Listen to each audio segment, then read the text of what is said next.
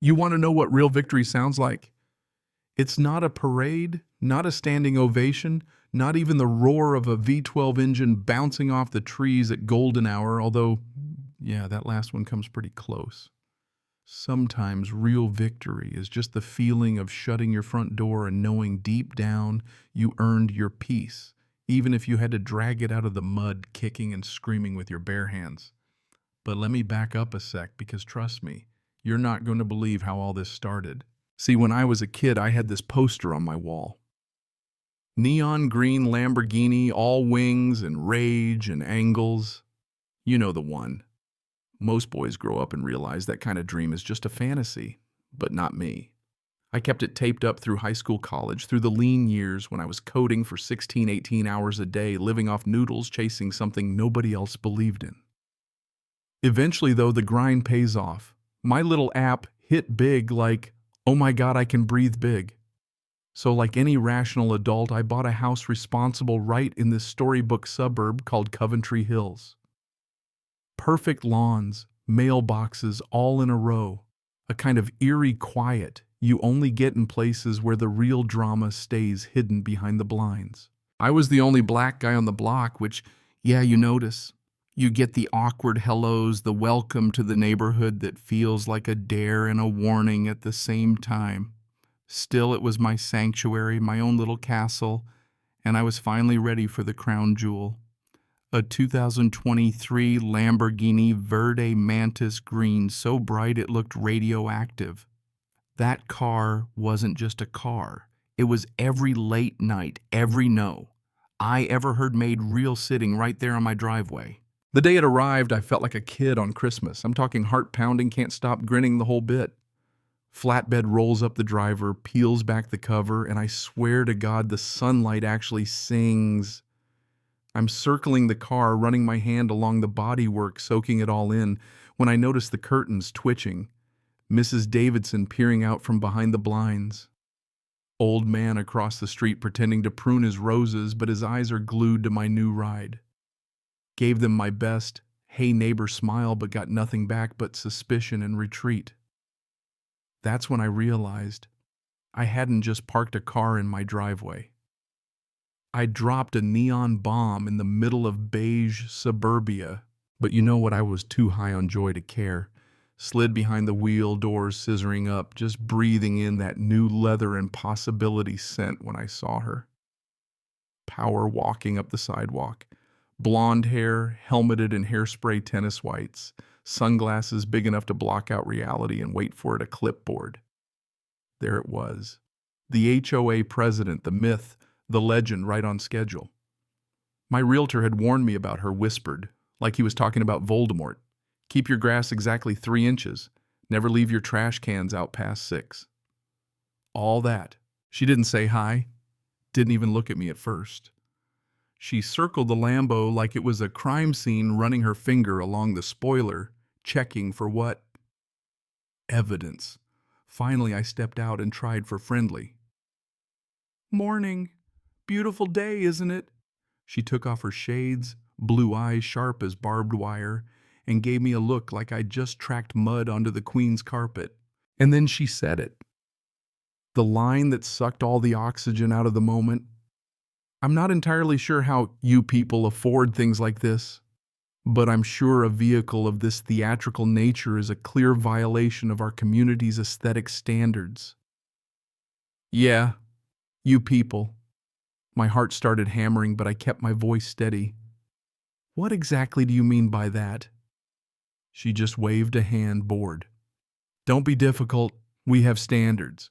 A car that looks like it belongs in a rap video is not in keeping with the character of Coventry Hills. Tapped her clipboard. I'm the president of the HOA. It's my job to protect property values. I tried to reason with her. It's street legal meets emissions. I'm not planning on hot laps around the cul-de-sac. She just laughed this cold little bark. Intentions aren't the problem. It's the statement. It's gaudy. Furthermore, any new specialty vehicle must be submitted to the HOA Aesthetic Review Committee for approval. Until then, the vehicle must be impounded. Impounded. She was dead serious. That's when it stopped being funny. "You are not touching my car," I said, stepping between her and the Lambo. She went full tyrant. "Are you refusing to comply? We can put a lien on your property. We have ways of enforcing our rules." I almost laughed. "There's nothing in your bylaws about car color. I read the whole book."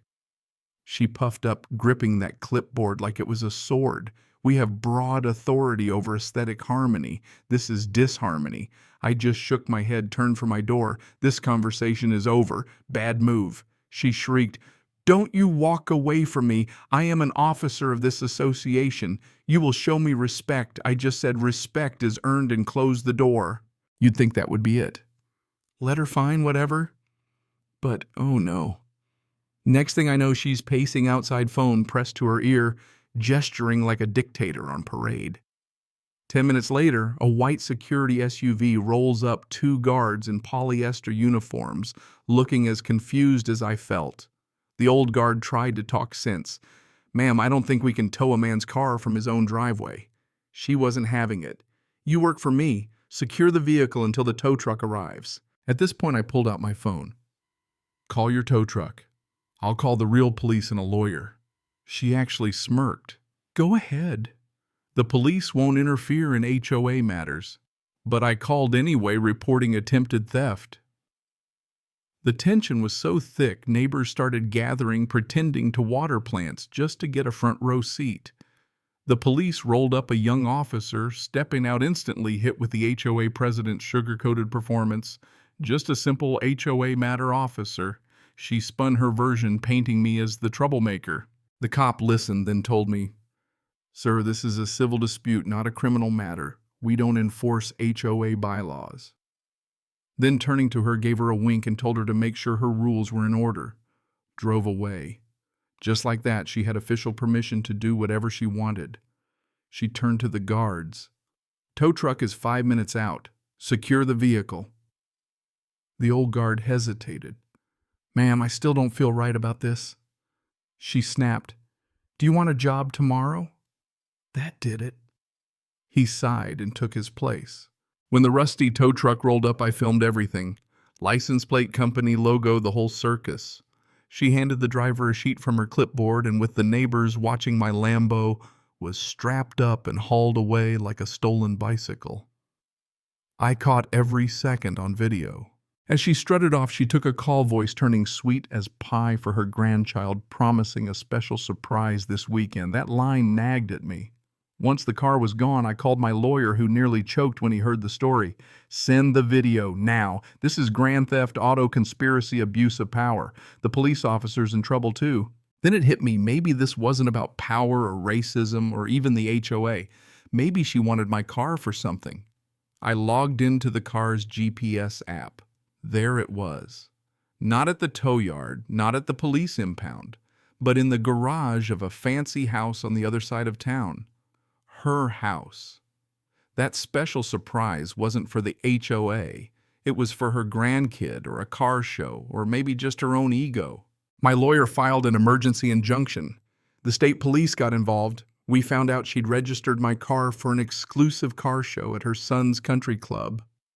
My Lambo was about to be paraded in front of her whole social circle as her own personal trophy. We let her set the stage, let her stand there, sun hat and all, playing queen. At high noon, the detectives showed up with badges and a warrant right as she was telling a crowd about the V12 engine. When I walked up, her face went from smug to stone. "Is this your car?" I asked. She sputtered, lied, tried to play the victim.